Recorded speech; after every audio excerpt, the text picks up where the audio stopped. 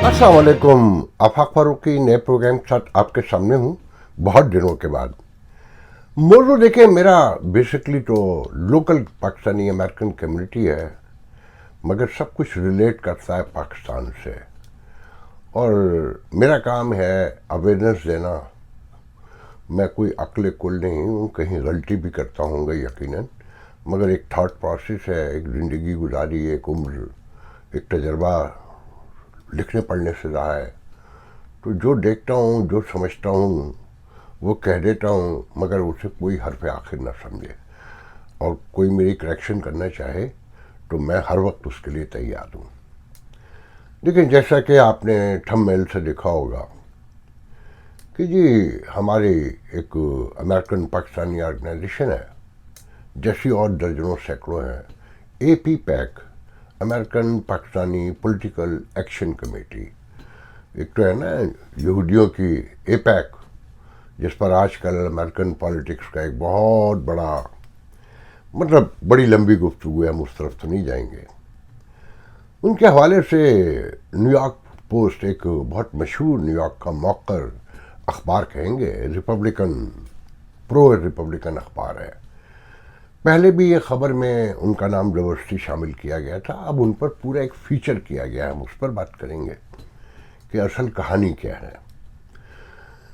दूसरे जो बहुत इम्पोर्टेंट है कि ग्रीन कार्ड का हुसूल जो फैमिलियाँ यहाँ ऑलरेडी रह रही हैं या पाकिस्तान से स्पॉन्सर किए जा रहे हैं या दुनिया में जिसको भी कर रहे हैं, आम आदमी अब अपने प्यारों को शायद उस तरह ना बुला सके जैसे बासानी पहले बुला देता था। हम उस पर बात करेंगे थोड़ी सी। और फिर जो पाकिस्तान का हाल है, यकीनन उसमें सारा कुछ आ जाएगा। जीएसपी प्लस, जो नई शराइत पेश कर दी गई हैं, जो धमकियां दी गई हैं, और फिर दुनिया में बड़े तजिया निगार जो पाकिस्तान के हवाले से पेशन गोइयाँ कर रहे हैं, उन सबको मुख्तसरन कवर करने की कोशिश करेंगे। और साथ में यकीनन जैसा कि कंटेंट में आपने देखा होगा कि जो हलीम की वबा है, उस पर भी 2-3 मिनट गुफ्तगू कर लेंगे। देखिए, ये एपी पैक जो है, ये हमारे एक दोस्त हैं, शनासा हैं, दोस्त तो नहीं है, बहुत अच्छे शनासा हैं, डॉक्टर एजाज अहमद। बड़े हम्बल, बड़े एलिगेंट और बहुत ही कंप्रोमाइजिंग शख्सियत है, और सबसे एक जैसे ही तरीके से मिलते हैं।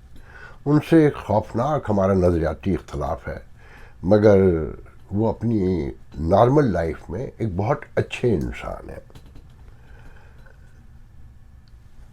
जो पॉलिटिकल एक्शन कमेटी है उनकी, एपी पैक, उसमें और भी बहुत से लोग हैं, मगर वो सब कुछ उन्हीं के गिर्द घूमता है क्योंकि वो पैसे खर्च करते हैं। तो उन्होंने गवर्नर के लिए भी फंड रेजिंग की है, बाइडन के लिए भी की है। उससे पहले बाइडन जब डोनाल्ड ट्रंप से इलेक्शन लड़ रहे थे, उस वक्त भी उन्होंने बड़ा फंड रेज किया था। और फिर ममदानी के लिए उन्होंने बिगनिंग से लेकर, असेंबलीमैन से लेकर, उनकी ट्रांजिशन जो टाइमिंग थी उस तक बड़े पैमाने, फिर उनके इंडोर्स किए हुए कांग्रेस मैनों के लिए, वुमेन्स के लिए, जो तकरीबन सब जीत गए हैं, उन सब के लिए फंड रेजिंग अपने घर पे किया। अच्छा, उसमें जो एतराज़ है वो मैं बाद में बताऊंगा, मगर जो गलत है उसे गलत कहना चाहिए। देखिए, अमेरिकन कानून में यकीनन कोई काला पैसा, नाजायज़ पैसा किसी फंड रेजिंग में दे तो एक संगीन जुर्म है। मगर मैं अपने घर में एक फंड रेजिंग कर रहा हूँ और उसमें मैं 100 लोगों को दावत देता हूँ, कम्युनिटी के जो अच्छे बिजनेसमैन हैं, मुखैर हज़रात हैं, या अमेरिकन पॉलिटिक्स में इंटरेस्ट लेते हैं। और मुझे ये पता है कि ये फार्मेसी का काम करते हैं, ये डॉक्टर हैं, ये कंस्ट्रक्शन का काम करते हैं, और इनका रेस्टोरेंट है, और इनका लॉ ऑफिस का लॉ फर्म है, और ये जो है एक दुकान चलाते हैं। अब मेरे जो अंदरूनी मामलात हैं आपके, जिनको मैंने इनवाइट किया है, کہ ان کا ریاست سے کیا معاملہ چل رہا ہے، ان پہ کیا الزامات ہیں، ان پہ مقدمات ہیں نہیں ہیں، وہ کنوکٹڈ ہو گئے ہیں، اگر خبر آ گئی ہے پہلے سے تو میں باؤنڈ ہوں کہ ان سے اویئر ہوں۔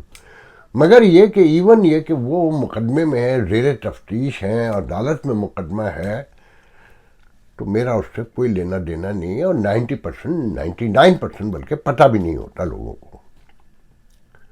تو ان سے پیسہ لے کر جمع کر کے دینا کوئی جرم نہیں ہے، اور یہ پوری دنیا میں ہوتا ہے۔ ہاں، اگر پتہ ہو کہ منی لانڈرنگ کا پیسہ ہے، کسی کرائم کے تھرو یہ پیسہ حاصل کیا گیا ہے، فراڈ کے تھرو کیا گیا، اور نون ہے اور سب کو پتہ ہے، اور میں پھر بھی بلا رہا ہوں، تو میں ملزم ہوں اور میں جرم کا مرتکب ہوا ہوں۔ تو پچھلے دنوں کچھ لوگ ہیں پاکستانی کمیونٹی میں، گاہے بگاہے ہر کمیونٹی میں یہ واقعات ہوتے رہتے ہیں، میڈیکیٹ کے حوالے سے، فارمیسیوں کے فراڈ کے حوالے سے، اور ڈے کیئر سینٹر کے فراڈ کے حوالے سے۔ اس میں کچھ لوگ ہیں جو ان کے ہاں فنڈنگ میں آتے رہے ہیں، جو زیر تفتیش ہیں، وہ ضمانتوں پہ ہیں، وہ جب تک عدالت فیصلہ نہیں دیتی انوسینٹ ہے، انٹل انلیس گاٹ گلٹی، وہ انوسینٹ ہے۔ تو نیو یارک پوسٹ نے، جو میں نے اندازہ لگایا ہے، میرا ایک پرسپشن ہے کہ پرو ریپبلکن اخبار ہے نیو یارک پوسٹ جو ہے، اور ممدانی کے یقیناً جب ریپبلکن ہے تو ممدانی کے تو خلاف جو ریئل ڈیموکریٹ ہیں وہ بھی ہیں، کیونکہ یہ سوشلسٹ ڈیموکریٹ ہیں اور انہیں روانے کی کوشش کی جا رہی ہے، یہ ڈائریکٹ انقلابی ہیں۔ تو ممدانی کے لیے جب سے انہوں نے فنڈنگ کیا ہے تو ان پر خاص کرم کیا ہے نیو یارک پوسٹ نے، جو میری رائے میں بالکل غلط ہے۔ کہ اگر میرے گھر میں کوئی فنڈنگ ہوا ہے اور 100 لوگوں میں ایک ایسا آدمی آیا ہے جو زیر تفتیش ہے، تو اسے کچھ نہیں کہا جا سکتا، اسے روکا نہیں جا سکتا، اور یا اسے سوسائٹی سے الگ نہیں کیا جا سکتا۔ ہاں، اس میں ایک اہم بات ہے کہ جیسا کہ نیو یارک پوسٹ نے کوٹ کیا ہے کہ انہوں نے کوئی لابنگ فرم بھی ہائر کی ہے پاکستان کی لابنگ کے لیے واشنگٹن ڈی سی میں، واللہ عالم بالصواب، میرے علم میں نہیں ہے۔ یہ ایک سیریس بات ہے کہ یہ فارا سے رجسٹرڈ نہیں ہے، اور مجھے ڈاکٹر اعجاز احمد خود یہ کہہ چکے ہیں۔ ایک بار میں نے پوچھا کہ اے پی پیک کا پرپز، تو انہوں نے کہا کہ nothing to do with Pakistan politics, only we are doing here in the local domestic Pakistani American, we're trying to be merge in the society as American Pakistani، اور یہاں کی سیاست میں حصہ لینا چاہتے ہیں، which is very good۔ اب یہاں دو اعتراض ہیں۔ ایک اعتراض تو یقیناً میرا ہے کہ آپ کے گھر میں اگر اسحاق ڈاربی آئے گا اور آپ سارے پاکستان کے سیاست دانوں کو انٹرٹین کریں گے، تقریریں کروائیں گے، پاکستان کے موضوع پہ گفتگو ہوگی، تو شبہات بڑھتے جائیں گے اور نظام بھی چوکنا ہوگا، کیونکہ آپ فارا سے رجسٹرڈ نہیں ہیں۔ دوسرے یہ کہ پاکستانی کمیونٹی کے بہاف پر آپ کو کہیں کسی نے یہ حق نہیں دیا کہ آپ جو ہے امریکن پالیٹکس کریں یا پاکستانی پالیٹکس کریں۔ اگر فارا سے رجسٹرڈ ہیں، جو فارن اس کے لیے سیاست کے لیے یہاں پر ایک ادارہ ہے جس میں آپ کو رجسٹر ہونا ہوتا ہے، سارا کچھ اس کے ایک تفصیل ہے پوری، کیونکہ یہاں پر کوئی بھی یہ دعویٰ نہیں کر سکتا کہ وہ پاکستانی کمیونٹی کا نمائندہ ہے، کیونکہ جو چاہتا ہے ایک آرگنائزیشن بناتا ہے، اس میں 10 15 20 اپنی پسند کے لوگ بھرتا ہے، اور وہ پاکستانی کمیونٹی کے بہاف پہ کام شروع کر دیتا ہے، لوگوں سے وعدے کر لیتا ہے، چندے دے گے، چندہ آپ دیں، آپ یہ دیں کہ جی ہم پاکستانی ہیں مگر ہم کمیونٹی کی نمائندگی نہیں کرتے۔ اچھا، پھر اصل بات یہ ہے کہ وہ تو سب کر رہے ہیں، تو ڈاکٹر اعجاز بھی کر رہے ہیں، مگر نیو یارک پوسٹ کی خبر کو جس طرح سے بڑے پیمانے پر پھیلایا گیا، اور ایک تو مخصوص گروہ ہے جو جرنلزم کے نام پر لوگوں کو کہیں قادیانی قرار دیتا ہے، کہیں انہیں بلیک میل کرنے کے لیے انہیں فون کر کے کاروباری لوگوں کو کہتا ہے کہ جی آپ پر ہم نے یہ چیزیں نکالی، آپ یہ چیزیں ہمیں پرووائڈ کریں۔ اگر کہیں سسٹم میں تو آپ تو لے سکتے ہیں، مگر آپ کسی سے فون کر کے یہ نہیں مانگ سکتے۔ اچھا، یہ وہ لوگ ہیں جو نامور کمیونٹی میں لوگوں کو دھمکیاں دینے کے لیے مشہور ہو چکے ہیں، لوگوں کے مذہب فرقے کے حوالے سے ایک اشتعال انگیزی پھیلاتے رہے اور لوگوں پہ الزام لگاتے رہے، مگر اب وہ سب جگہ قابل قبول ہے، یہاں تک کہ پاکستان کونسلیٹ میں بھی بیٹھے ہوتے ہیں اور وہ کمیونٹی کو ڈرا رہے ہیں مسلسل، اور مجھ سے کہا کہ دیکھیں ابھی کیا کیا آنے والا ہے فلانے کے بارے میں فلانے کے بارے میں۔ اس کا مطلب ہے وہ انفارمیشن بھی پرووائڈ کرتے ہیں، وہ لوگوں سے مقدموں میں بھی انوالو ہیں جنہیں انہوں نے دھمکیاں دی ہیں، اور ان کے خلاف وہ باقاعدہ کمپین چلاتے ہیں۔ یہ تو خیر جو روزانہ کی جرنلزم پاکستانی کمیونٹی میں یہاں پر لوگ کرتے ہیں وہ دیکھیں کہ ان کے ساتھ بیٹھنا انہیں سوٹ کرتا ہے یا نہیں کرتا، اور پاکستانی کمیونٹی خود نوٹ کرے کہ جو آج مجھے بدنام کیا ہے، کل آپ کو کیا ہے، کل اس پر حملہ کیا ہے، کل اس پہ کیا ہے، تو باقیوں کا نمبر بھی آئے گا۔ ڈاکٹر اعجاز سے اختلاف اپنی جگہ ہو سکتا ہے، مگر ان کے خلاف کمپین چلانا اور ان پر نیو یارک پوسٹ کی خبر کو لے کے، نیو یارک پوسٹ کی خبر تو جرنلزم کے معیار پہ میں پورے یقین سے جانتا ہوں کہ وہ پوری نہیں اترتی، کہ مگر یہاں بھی اب ایک بادشاہت قائم ہے کہ بھئی جب ایک فنڈریزنگ ہوا ہے اس میں کوئی بھی آ سکتا ہے، اس پہ کوئی بھی الزام ہو، اگر عدالت میں فیصلہ نہیں ہوا ہے تو وہ آ سکتا ہے، اور بہت سے لوگ ایسے ہوتے ہیں جن کے بارے میں کسی کو پتہ ہی نہیں ہوتا، جب تک پتہ نہ ہو۔ خیر، مگر یہاں ڈاکٹر اعجاز کو بھی ایک بات نوٹ کرنے کی ضرورت ہے۔ مجھے ان کے اپنے اراؤنڈ کے 15 سے 20 لوگوں نے نیو یارک پوسٹ کی وہ رپورٹ بھیجی، جو اکثریت کو پہلے ہی پتہ تھی، مگر ان میں سے کچھ نے کامنٹ میں بھی لکھا کہ آفاق بھائی اس پہ لازمی بولیں، اس پہ لازمی بولیں۔ اس کی ٹوٹل وجہ یہ ہے کہ ڈاکٹر اعجاز کمیونٹی کی مرضی کے بغیر کام کر رہے ہیں، خاص کر حکومت پاکستان اور پاکستان کی اسٹیبلشمنٹ کے حوالے سے یہاں جو سینٹیمنٹ ہے وہ بہت سیریس ہے، بہت خوفناک ہے، اور لوگ ایکسپیکٹ یہ کرتے ہیں ڈاکٹر اعجاز جیسے لوگوں سے، ڈاکٹر پرویز اقبال جو اے پی پیک کے بظاہر چیئرمین ہیں، مگر ڈاکٹر اعجاز کے علاوہ وہاں نام کسی کا نہیں ہے۔ اب کچھ وقتی طور پہ اسٹیج مل جاتا ہے اور تعارف ہو جاتا ہے، تصویریں چھپ جاتی ہیں، مگر ڈاکٹر اعجاز کسی کو بڑا نہیں ہونے دیتے۔ ہر تقریب تو وہ اپنے گھر میں کرتے ہیں، تو اپنے بیٹے کو انٹروڈیوس کرتے ہیں، کمیونٹی کا نام لیتے ہیں، اور باقی جو لوگ ہیں وہ شوق میں ہیں، کیونکہ ان کا ولا، نیو یارک پوسٹ نے ان کا ولا لکھا ہے نا کہ 10,000 اسکوائر فٹ کے اوپر، تو اس کی شہرت بھی ہو رہی ہے، تو باقی لوگ اسی شہرت میں دب جاتے ہیں، وہ ان کے ساتھ بھی ہیں تو نہ ہونے کے برابر ہیں۔ دیکھیں، ڈاکٹر اعجاز کو یہ سوچنا ہوگا کہ اگر لوگ ناراض ہیں، اور پاکستان کے حوالے سے جہاں سچویشن یہ ہو کہ جی ایس پی پلس یورپ نے جو ایک رعایت دی ہوئی ہے ہماری ایکسپورٹ کو اپنے کسٹم ڈیوٹی میں، اس کے حوالے سے جو آخری انہوں نے رپورٹ سامنے آئی ہے کہ ہیومن رائٹس کی وائلیشن سے لے کر وومن رائٹس کی وائلیشن، وزیر اعظم پاکستان، سابق وزیر اعظم عمران خان کو جس طرح جیل میں رکھا ہوا ہے، اس سے لے کر جو بلوچستان میں گمشدگیاں ہیں، جو لاشیں ہیں، جو کے پی کے میں ہے، سارے الزامات لگائے ہیں، اور کہا ہے کہ اگر یہ درست نہیں کیا، اور چائلڈ لیبر کے حوالے سے جو کچھ سامنے آیا ہے، وہ تو میرا آپ سب کا کنسرن یہاں ہونا چاہیے نا، پتہ ہونا چاہیے نا، ہمیں اس پر آواز بلند کرنی چاہیے نا، مگر ہم اپنے چھوٹے چھوٹے مفادات کے لیے کہ ہم اپنا ہاسپٹل بنا رہے ہیں وہاں کمرشل، ہمارے وہاں پر اپنے دوسرے پروجیکٹ ہیں، اور اس کی آڑ میں ہم امریکن پاکستانیوں کو بیچ رہے ہیں، فروخت کر رہے ہیں اور دکھا رہے ہیں، یہ غلط ہے یہ، اور اس کا ریئیکشن آئے گا، اور جو لوگ آپ کو پھر تنگ کرتے ہیں وہ جسٹیفائی ہو جاتے ہیں، لوگ ان کی پشت پہ چلے جاتے ہیں، اور جو غلط ہے وہ بھی صحیح نظر آنے لگتا ہے۔ دیکھیں، پاکستان کے حالات یہ ہیں کہ ایک بہت بڑے پروفیسر ہیں کینیڈین، چائنیز ہیں، شی جینگ نام ہے ان کا، انہوں نے پیشن گوئی کی ہے، ان کی کئی پیشن گوئیاں پہلے کامیاب ہو چکی ہیں، اور بہت ہی ریسرچر ہیں, بہت تحقیق کے ساتھ گفتگو کرتے ہیں. انہوں نے دنیا کے 60 ملکوں کے کلیپس ہونے کا مکمل کلیپس بتایا ہے کہ اس میں جغرافیہ بھی چینج ہو سکتا ہے اور جانے کیا کیا. اس میں تیسرے نمبر پر پاکستان کو دکھایا ہے, اور جو انہوں نے بیان کیا ہے جی ایس پی پلس میں نوٹ کیجئے گا وہ ساری چیزیں.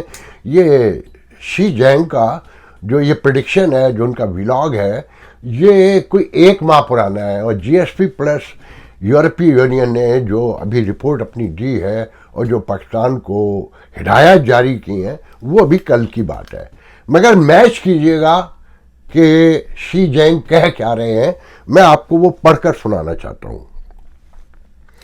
وہ کہتے ہیں کہ پاکستان اس فہرست میں جو کلیپس کرنے والے ملک ہیں تیسرے نمبر پہ 60 ملک ہیں. ان میں پہلا فرانس ہے, اس میں یوکرین بھی ہے, اس میں اور نائجیریا بھی, اس میں یوگوسلاویہ بھی ہے, اور میرے خیال میں اور یوٹھوپیا بھی ہے, اور اس میں بہت سارے ملک ہیں.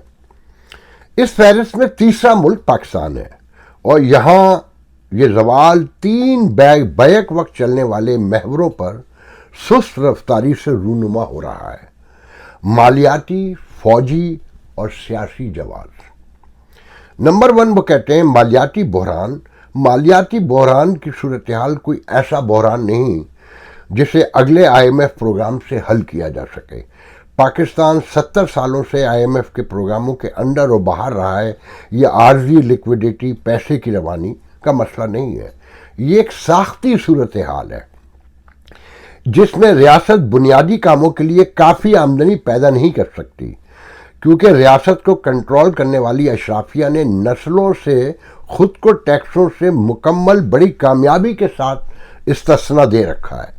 کیونکہ فوج عوامی وسائل کا ایک غیر متناسب حصہ کھا جاتی ہے اور سویلین نگرانی کے سامنے جواب دہ نہیں ہے, اور زرعی شعبہ جو آبادی کی اکثریت کو روزگار فراہم کرتا ہے جاگیردانہ اراضی کے ایسے انتظامات کے تحت کام کرتا ہے جو دیہی علاقے کے غریبوں کو منظم طریقے سے پسماندہ رکھتے ہیں, جبکہ زمینداروں کے ایک چھوٹے طبقے کو امیر بناتے ہیں جو قانون ساز اداروں پر بھی حاوی ہیں. نمبر 2 وہ کہتے ہیں سیاسی بحران. اس میں ایک سابق وزیر اعظم عمران خان کی گرفتاری سے پیدا ہونے والا سیاسی بحران بھی شامل کر لیں, جس کی حقیقی عوامی مقبولیت ہے. اس کے بعد سول سوسائٹی, میڈیا پر کریک ڈاؤن, سویلین سیاسی اداروں اور فوجی اسٹیبلشمنٹ کے درمیان کھلا تضاد جو تاریخی طور پر در حقیقت حاکم اعلیٰ رہی ہے, اور آپ کے پاس ایک ایسی ریاست ہے جس میں جواز کے بنیادی طریقہ کار, انتخابات, قانون کی حکمرانی, اقتدار کی پرامن منتقلی اس حد تک کمزور ہو چکے ہیں کہ آبادی کے بڑے حصوں نے ان پر یقین کرنا ہی چھوڑ دیا ہے. ایک ریاست بہت سی چیزوں کے باوجود بچ سکتی ہے.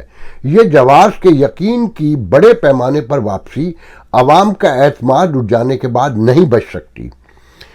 جب کافی لوگ, کافی پڑھے لکھے, مڈل کلاس, کافی نوجوان, کافی کاروباری برادری یہ فیصلہ کر لیں کہ نظام اندر سے اصلاح کے قابل نہیں رہا, تو آپشن باقی رہ جاتے ہیں. وہ ہیں ہجرت, انتہا پسندی یا خاموش علیحدگی.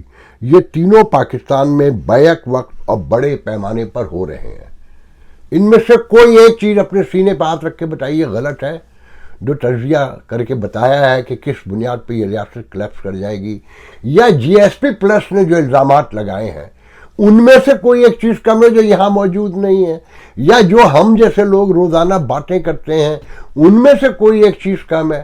حالات تو عدالتوں کے تو کم از کم یہ ہو گئے ہیں. یاد ہے آپ کو کہ وہ ایک اینٹ کے بھٹے پہ ایک جوان میاں بیوی کرسچن جوڑے کو آگ لگا کر بھسم کر دیا گیا تھا. اس کے تینوں ملزمان بری ہو گئے, جنہیں جیلوں میں انتہا پسند مذہبی حلقے, کاروباری حلقے روٹیاں پہنچاتے تھے, وہ رہا ہو گئے فائنلی. اور سندھ میں ایک ہندو نوجوان کو شراب پینے کے الزام میں گرفتار کر کے کئی ماہ سے جیل میں رکھا ہوا تھا, تشدد کر کے مار دیا. اس کی ماں چیخ چیخ کر روتے ہوئے کہتی ہے کہ جو شراب بیچتے ہیں کھلے عام, انہیں تو تم نہیں پکڑتے ہو. پورے سندھ میں شراب کون بیچ رہا ہے, کتنے ڈپو ہیں, کتنے پرسنٹ اقلیتیں ہیں, اور وہاں کیسی کیسی لائنیں لگی ہیں, یہاں تک کہ موٹر سائیکلوں پہ سپلائی 10 منٹ میں آپ کے گھر پہ بوتل ہوتی ہے. وہ کون ہے جسے نہیں پتا؟ مگر یہ اوورسیز کمیونٹی مکمل خاموش ہے. وہ اپنا ہو, وہ اے پی پیک ہو, وہ کوئی بھی تنظیم ہو, وہ سب ماؤتھ پیس بنے ہوئے ہیں پاکستان کی اسٹیبلشمنٹ کے. اگر آپ ہی نہیں بولیں گے ریاست کو کچھ ہو جائے گا تو کسے الزام دینا؟ لوگوں نواز شریف کو برا کہنا, شہباز شریف کو, زرداری کو برا کہنا اور عدالتوں کو برا کہنا بڑا آسان ہے ہماری طرف سے, اپنی طرف سے. مگر ہمارا جو رول ہے وہ کبھی ہم نے نہیں کیا. اور خاص کر ڈاکٹر اعجاز جیسے لوگ, ڈاکٹر پرویز اقبال جیسے لوگ اور اپنا جیسی آرگنائزیشنیں, تنظیمیں اور جو بڑے پیمانے پر یہاں کام کرنے کی دعوے دار ہے, ایک تو ہزاروں کی تعداد سے تنظیمیں ہیں, وہ سب اپنے گریبان میں جھانکیں کہ آنے والے دن پاکستان کے لیے کیا ہو سکتے ہیں. میں تو صرف یہ کہوں گا کہ حلیم کھلانے سے معاملات حل نہیں ہوں گے. اگر ماما حلیم کھلاتے ہیں, طاہر ماما ہیوسٹن میں, تو خوشی ہوتی ہے کہ وہ ایک نارمل کامن مین ہے. کامن مین کا یہی کام ہوتا ہے, وہ اپنی سوشل گیدرنگ کو بڑا کرنے کے لیے, اپنی ہمبلنس کے بیک گراؤنڈ میں, اپنی دوستی یاریوں کے بیک گراؤنڈ میں, اگر وہ کسی بھی بہانے, وہ محرم کا حوالہ ہو, وہ عید میلاد النبی ہو, 14 اگست ہو, کسی حوالے سے بھی کوئی تقریب کرتا ہے تو وہ جائز ہے, بنتا ہے. مگر جب فرینڈز آف کراچی اور تنویر احمد جو پاکستان کی اسٹیبلشمنٹ کے دوست ہیں, یہ دونوں ہی دوست ہیں, میں صاف کہہ رہا ہوں, ناراض ہوں گے میرے دوست بابر غوری, میرا ان سے بھائیوں جیسا تعلق ہے, بہت احترام ہے, وہ بہت ہمبل آدمی ہے, اور میں لوگوں سے کہوں گا کہ سیاست سیکھنی ہے ان سے سیکھیں کہ انسان دوستی کیا ہوتی ہے, کہ وہ ہر آدمی کے دکھ سکھ میں شریک ہوتے ہیں, ہر جگہ موجود ہوتے ہیں. اسی لیے ان کے حلیم میں 2500 سے 3000 لوگ ہوتے ہیں. تنویر احمد نے بھی کیا, 300-400 لوگ کہتے ہیں وہاں موجود تھے. مگر دیکھا دیکھی کرنا پڑا کہ اگر کمیونٹی میں سروائیو کرنا ہے, پاکستان میں تو کچھ نکلا نہیں. عمران خان نے بھی دوڑا دیا, تحریک انصاف نے بھی بھگا دیا, اور جو مخالفین تھے اراؤنڈ میں انہوں نے بھی اپنا کام پورا دکھایا. تو اب کمیونٹی میں واپسی ہوئی ہے تو انہیں یہی سمجھ میں آیا کہ حلیم سے شروع کیا جائے. اچھی بات ہے کہ کچھ لوگوں پہ بھی پیسہ خرچ ہوا, مگر اور بہت کام ہیں جو ہو سکتے ہیں. اور خاص کر بابر غوری سے تو بار بار کہوں گا کہ کراچی کے کچھ کچرا کنڈی کو دیکھا ہے. اچھا, پھر میں یہاں پر ان پاکستانیوں سے جو امریکہ ویسٹرن ورلڈ میں رہتے ہیں, غور سے دیکھیں, وہ کراچی سے ہوں, لاہور سے ہوں, کہ آپ سوچ کے آپ کو حیرانی نہیں ہوتی کہ یہ گوگل ہے, کر کے دیکھ لیجئے گا, 53 to 80% لوگوں کو صاف پانی میسر نہیں ہے.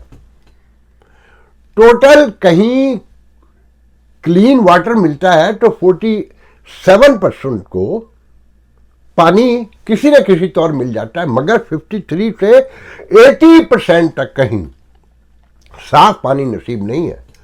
کوئی ایک نالا پاکستان میں دکھا سکتے ہیں, برساتی نالا, جو صاف ہو, جو کچرا کنڈی نہ ہو. کراچی کو تو باقاعدہ نظر آتا ہے کہ وہ اسے کچرے کے ڈھیر میں دبا دینا چاہتے ہیں, ختم کر دینا چاہتے ہیں. وہ بلاول بھٹو جو کہتے ہیں کہ اب ہمارا مقابلہ صوبے کے لوگوں کی ترقیاتی کاموں سے نہیں ہے, ہمارا مقابلہ دنیا سے کیجیے, کہ ہم صحت کے نظام میں تو کہیں سے کہیں نکل گئے. مگر ان کے صوبائی حکومت کا سینئر وزیر شرجیل میمن اپنے ایک معمولی سے علاج کے لیے دبئی چلا جاتا ہے, کیونکہ اس کی وہاں $600-700 ملین کی پراپرٹی ہے, اس کے ایسٹس ہیں, لوٹ مار کا وہ بازار گرم ہے. اور پھر کل میں نے بتایا تھا آپ کو کہ پاکستان پوسٹ USA.com کے نام سے میں ایک ویب سائٹ 24 آور آج کل کر رہا ہوں, منٹ ٹو منٹ. میں نے خبر دی ہے میگا کرپشن کی, کہ یہ جو آئل اینڈ گیس کا مافیا ہے, یہ پرائسنگ طے کرنے میں، دیر کرنے میں، جلدی کرنے میں جو ٹائم لیتا ہے وہ اربوں نہیں کھربوں کا کھیل ہے، برسوں سے جاری ہے. اور کہا جاتا ہے کہ شہباز شریف میں نام لے رہا ہوں، ان کے صاحبزادے سلمان شہباز، جسے دیکھ کر ہی یقین ہو جاتا ہے کہ یہ کتنا کننگ آدمی ہے. اس کی شارپنیس، اس کے فیس کی، اس کی آنکھوں کی دیکھے تو آدمی یقین نہیں آتا کہ وہ مبینہ طور پہ انوالو ہیں، اور بڑے پیمانے پہ سب کو حصہ جاتا ہے، فوج کو بھی جاتا ہے. ان کی مرضی کے بغیر تو کچھ نہیں ہوتا نا. اب آپ یہ دیکھیں ایران کا جو پیٹرول آتا ہے کروڑوں گیلن روزانہ، وہ فوج کی مرضی کے بغیر آتا ہے. کیا خیال ہے آپ کا؟ مجھے خود فوجیوں نے بتایا کہ ٹرانسفر تبادلوں تقرریوں پر اب فوج میں بھی رشوت چلتی ہے، خاص کر بارڈر پر جو پوسٹنگ ہے اس پہ بڑی لمبی رقمیں لگتی ہیں. اچھا، پھر ایسے میں اگر مولانا فضل الرحمان یہ کہیں کہ آپ شہید ہوتے ہیں تو تنخواہ لیتے ہیں، کیوں؟ اس میں کیا غلط ہے؟ دنیا بھر کی فوجیں ہوتی ہیں، جو ڈنگا ہمارے یہاں پڑا ہوا ہے اور جو نغمے ترانے اربوں کھربوں روپے ایس پی آر کے پاس ہیں، ڈرامے پوری دنیا میں کہیں بتا دیں. آپ کو یہ یقین دلایا جاتا ہے کہ یہ فوج ملک چلا رہی ہے، مان لیتے ہیں یہ فوج چلا رہی ہے، مگر ایسی ریاست کا اس فائدہ تو بتائیے نا، جو پینے کا صاف پانی نہیں دے سکتی، جو کچرا نہیں اٹھا سکتی، جو تشدد نہیں روک سکتی، جو اپنی رزق قائم نہیں کر سکتی، جو آئین میں لکھے ہوئے حلف کو قرآن پر جھوٹ بولتی ہو. آپ سمجھتے ہیں کہ اس ریاست سے پہلے تو ایک ریاست سمجھ لیں کیا ہوتی ہے. مختصراً آج یہ بھی سمجھاتا جاتا ہوں. دیکھیں، ایک تو مدر لینڈ ہے نا، ماں، مٹی ماں جسے کہتے ہیں نا، وہاں کسی کی بھی حکمرانی ہو کوئی فرق نہیں پڑتا، وہ اپنی جگہ رہے گی، قائم رہے گی جب تک روز محشر بپا نہیں ہو جاتا. آپ وہیں کے ثنا سوئل کہلائیں گے.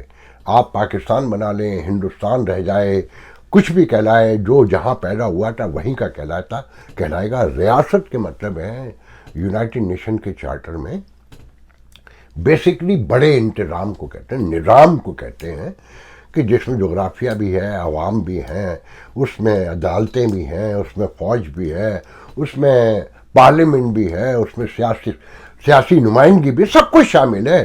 اس میں ڈپٹی کمشنر بھی ہے، اور اس میں بلدیہ کا سویپر بھی ہے، سب شامل ہے. یہ ریاست ہے. اب یہ بتائیے کہ یہ ریاست اپنا پورا کام کر رہی ہے؟ اپنے گریبان میں جھانکے مجھے جواب نہ دیں.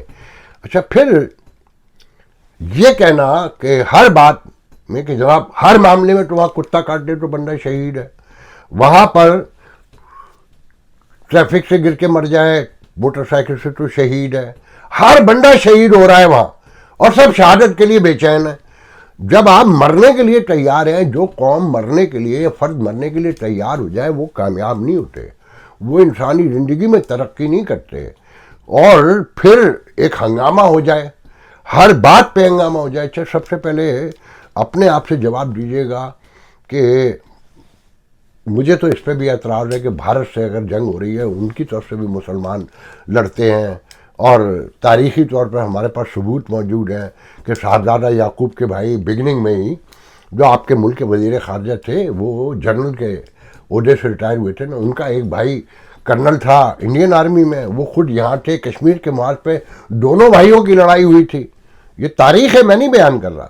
اچھا، یہ جو دہشت گرد جنہیں ہم کہتے ہیں، وہ ٹی ٹی پی کے طالبان ہوں یا باغی بلوچ ہوں، یہ باہر سے آئے ہوئے لوگ ہیں، یہ غیر مسلم لوگ ہیں کہ ادھر سے بھی اللہ اکبر کا نعرہ لگ رہا ہے، ادھر سے بھی اللہ اکبر کا نعرہ لگ رہا ہے، اور دونوں طرف شہادتیں ہو رہی ہیں.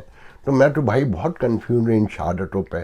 میں تو صرف آخر میں یہ کہہ کے جاؤں گا کہ اوورسیز پاکستانی اگر نہیں جاگے، خاص کر یہ پیسے والے، انہوں نے اپنے مفادات ترک نہیں کیے اور کمیونٹی کو متحد نہیں کیا، یہ ڈاکٹر اعجاز، یہ تنویر احمد، ان جیسے لوگ، خدا کی قسم جتنے پیسے انہوں نے پاکستان میں جا کے خرچ کیے یا یہاں اپنی شہرت نام و نمود کے لیے خرچ کرتے ہیں، یہ جب چاہتے یہ کمیونٹی متحد ہو جاتی اور انہی کو نمائندگی ملتی، یہی پھر فخر سے کھڑے ہو کے کہتے. مگر پھر اس میں یہ ہوتا کہ پاکستان میں آپ کو کہنا پڑتا کہ آج ہمارے بہن بھائیوں کے ساتھ وہاں کیا زیادتی ہوئی ہے، انہیں پانی صاف نہیں دیں گے تو ہم آپ کو پوری دنیا میں جو ہم سے ہو بند پڑے گا، ہم آپ کے خلاف تنقیدی مہم چلائیں گے۔ اگر آپ کچرا نہیں اٹھائیں گے، آپ روزگار نہیں دیں گے، آپ مہنگائی جھوٹ کی حد تک بتائیں گے کہ مہنگائی کم ہو گئی اور 13 کا فگر آسمان پھاڑ کے باہر نکل چکا ہو اور لوگ کہہ رہے ہو اور اس سے بھی زیادہ مہنگائی ہے، آپ اس سب کے خلاف نہیں بولیں گے۔ اگر آپ ناجائز حراستوں کے، اموات کے، بے تحاشا جھوٹ کے خلاف نہیں کھڑے ہوں گے تو آپ کے خلاف یہ جو بلیک میلر ہیں ایسے ہی بولتے رہیں گے، آپ کو معاشرے میں تکلیف پہنچاتے رہیں گے، اور آپ کے وہ لوگ جو آپ سے کوئی لینا دینا نہیں ہے وہ بھی خوش ہوتے رہیں گے۔ آپ پر جب کوئی برا وقت آئے گا، لوگ آپ کے بارے میں بیانات دیتے ہیں جن کا آپ سے کوئی لینا دینا نہیں ہے، صرف اس لیے کہ سب جانتے ہیں کہ آپ کمیونٹی کو دکھا کر اپنے لیے، اپنی نمود و نمائش کے لیے، اپنے فائدوں کے لیے کام کرتے ہیں۔ یہاں پر میں آخر میں طاہر ماما سے کہنا چاہوں گا کہ طاہر ماما، جو لوگ آتے ہیں انہیں حلیم کھانے دیجئے۔ آپ کی محبت، آپ کی رحم دلی اور آپ کی کرٹسی بہتوں کو بغیر حلیم کے، کہ آپ کا حلیم کمال حلیم ہوتا ہے، مگر انہیں بھوکا واپس جانا پڑتا ہے، بغیر چکھے جانا پڑتا ہے، کہ آپ ابتدا میں آنے والوں کو کھلاتے بھی ہیں اور ان کی فرمائش پر بڑے بڑے ڈبے باندھ کے بھی دے دیتے ہیں، جو بعد میں لوگ آتے ہیں وہ رہ جاتے ہیں۔ پچھلے سال میں موجود تھا، میں نے خود دیکھا تھا، اس سال بھی درجن بھر لوگوں نے کہا کہ آفاق بھائی اگر پروگرام کریں تو یہ ضرور کہیے گا طاہر ماما سے کہ یہ ڈبہ باندھ کے دینا بند کریں۔ بہرحال آج کے لیے اجازت دیجیے، انشاءاللہ کل گفتگو ہوگی۔ اللہ حافظ۔